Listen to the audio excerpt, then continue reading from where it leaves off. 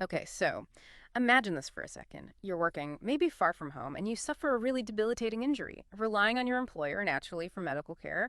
But what if the doctor's assessment, the prognosis, it just feels, well, murky, unclear. Yet your entire future, your ability to work, to provide for your family, it all hangs on how definitive that assessment is.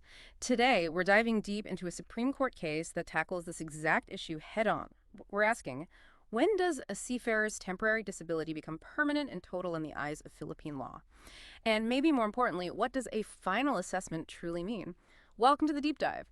Our mission today, well, it's to unpack this really significant Supreme Court decision. It's a decision that affects countless people and helps refine how we interpret some critical legal principles. It's more than just legal jargon, though. It's really a story about one seafarer's fight for justice. Absolutely.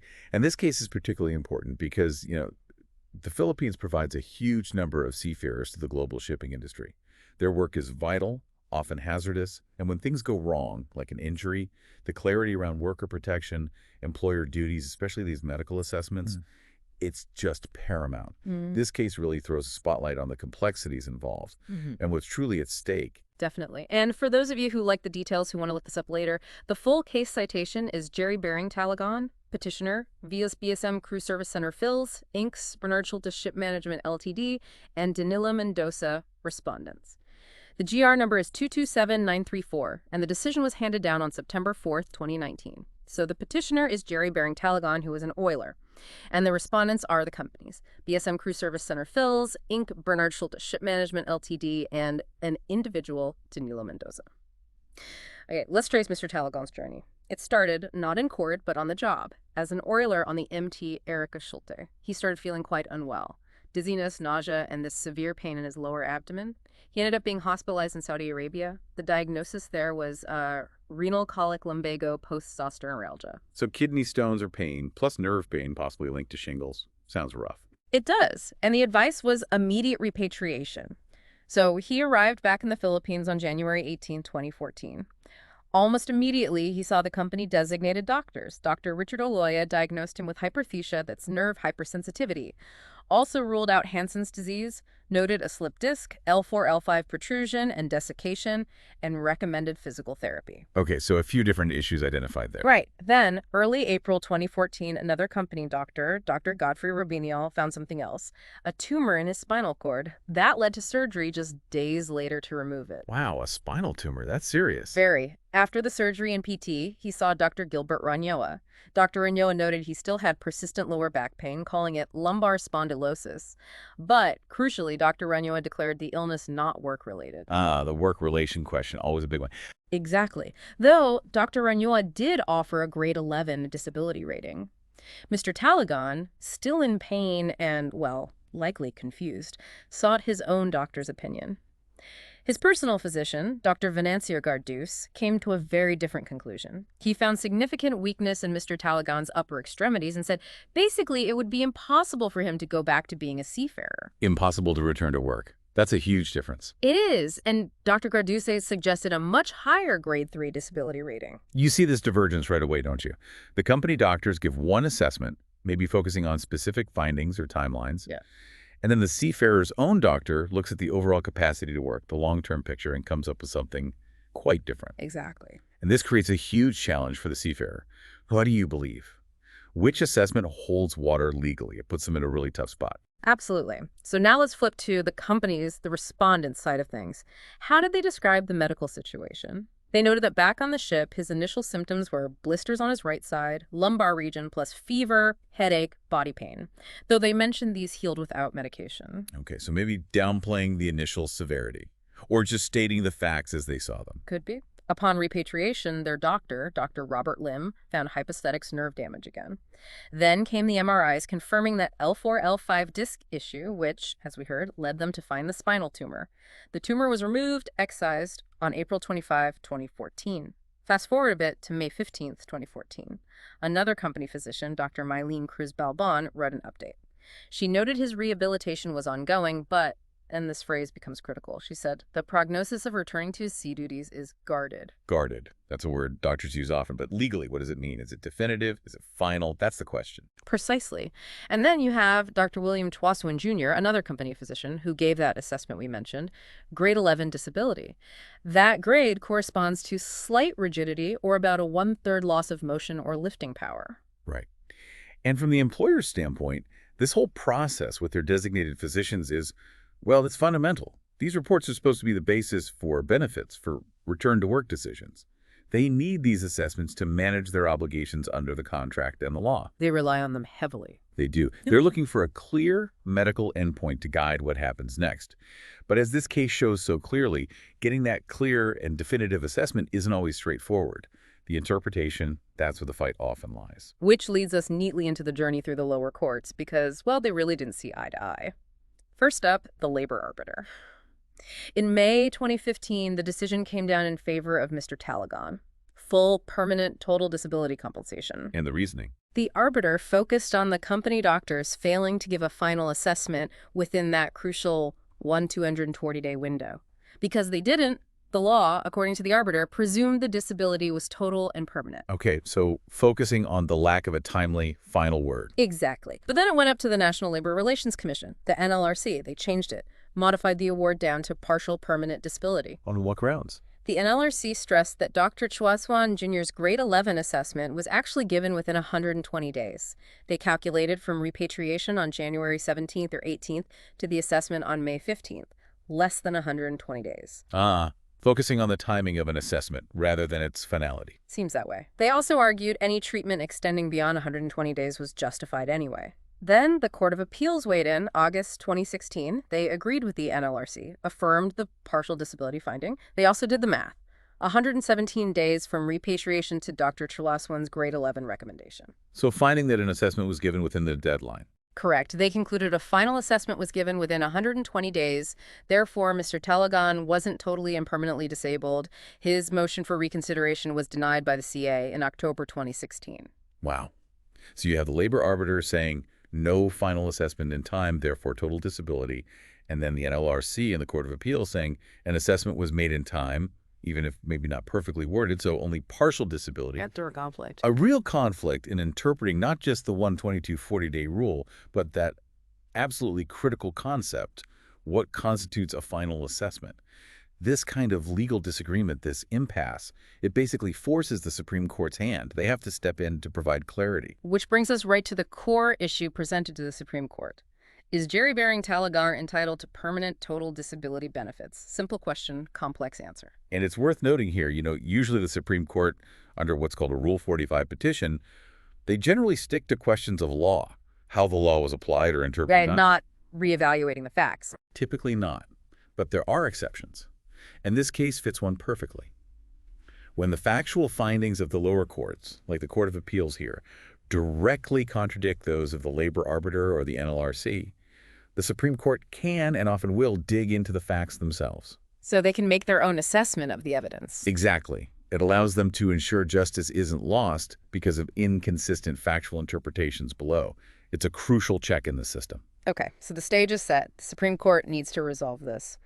What legal principles, what doctrines did they rely on to cut through this conflict? Well, they brought out some key legal guidelines. The first, and perhaps most well-known in these types of cases, is the Elberg Guidelines on Seafarer Disability. This really lays down the law on the 122 40-day rule. Can you break that down for us? Sure. Guideline 1.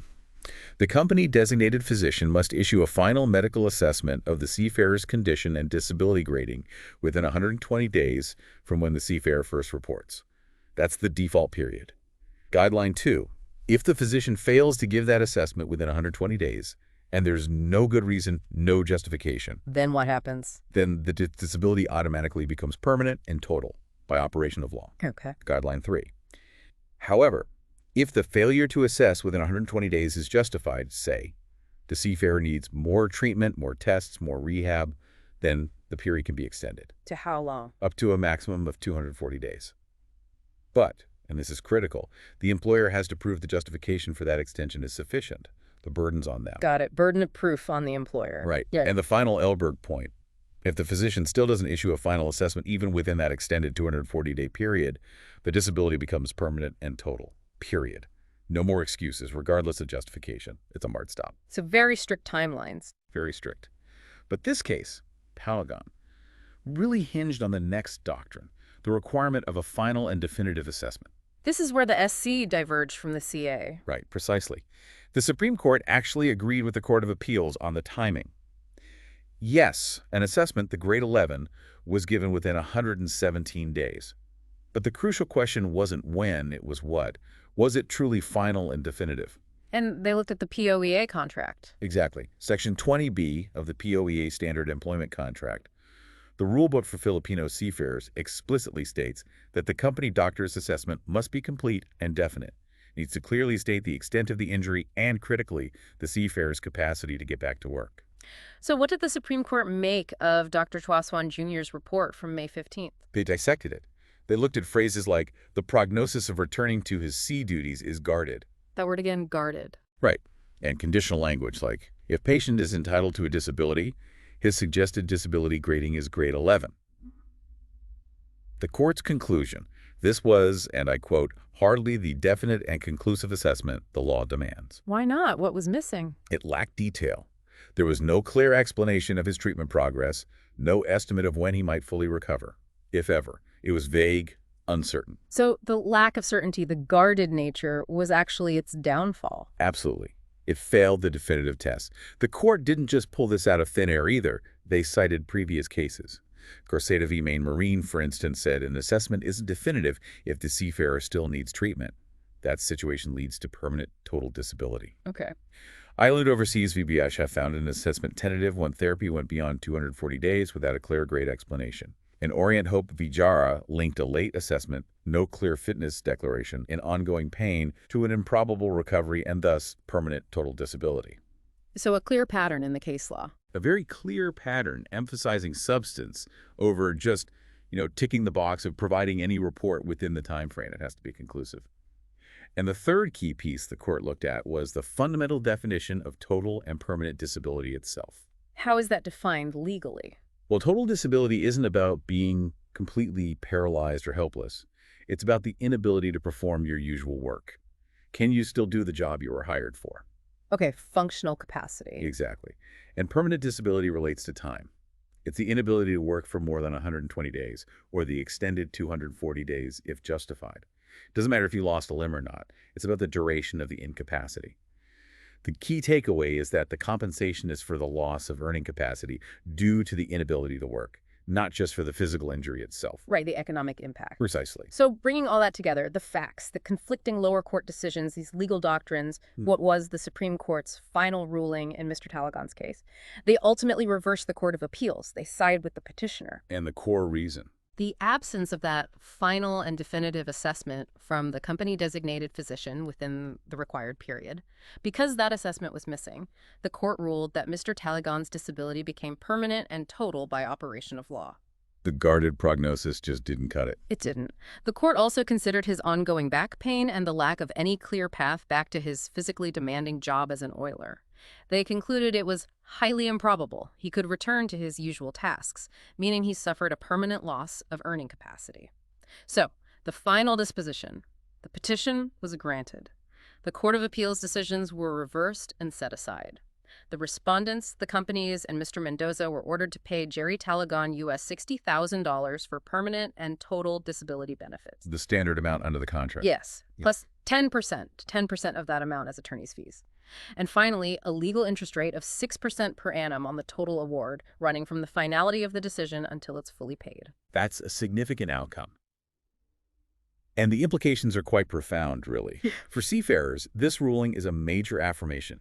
It says the courts will look deeper than just dates on a report. They'll look at the substance. Exactly. Is the assessment truly conclusive? Does it give a clear picture of the seafarer's ability to work? A vague or guarded assessment won't be enough to deny full benefits if the incapacity is real and prolonged. It empowers them, in a way. It does. And for employers and their designated physicians, it's a very clear message. Your responsibility isn't just to issue a report within 120 or 240 days. It's to issue a substantive, complete, and genuinely definitive assessment of the seafarer's final medical condition and work capacity. Timeliness is necessary, but not sufficient. Precisely put. This case really underscores that. Yeah. It's about ensuring fairness and protecting the rights of workers in a very demanding industry. So, reflecting on all this, what's the big takeaway for you, our listeners? This deep dive into Talaugon v. BSM Cruise Service Center really highlights something crucial, doesn't it? Medical assessments are obviously vital in these situations, but their real value, their legal weight, it hinges not just on when they're done, but on their clarity, their completeness, their definitiveness. It makes you think, how can the legal rules and medical practices work together better to make sure people whose lives depend on their physical ability get true justice when things go wrong, to ensure guarded doesn't become a barrier to fair treatment? What stands out to you about this complex case and its implications? We genuinely love to hear your thoughts. Drop your comments on the platform. And hey, if you found this deep dive insightful, please give it a favorite. It really helps others find the show. Most importantly, to make sure you don't miss future explorations like this one, insights that help you stay informed and maybe even uncover some surprising connections, please subscribe to the deep dive. Thanks for joining us, and we'll see you next time.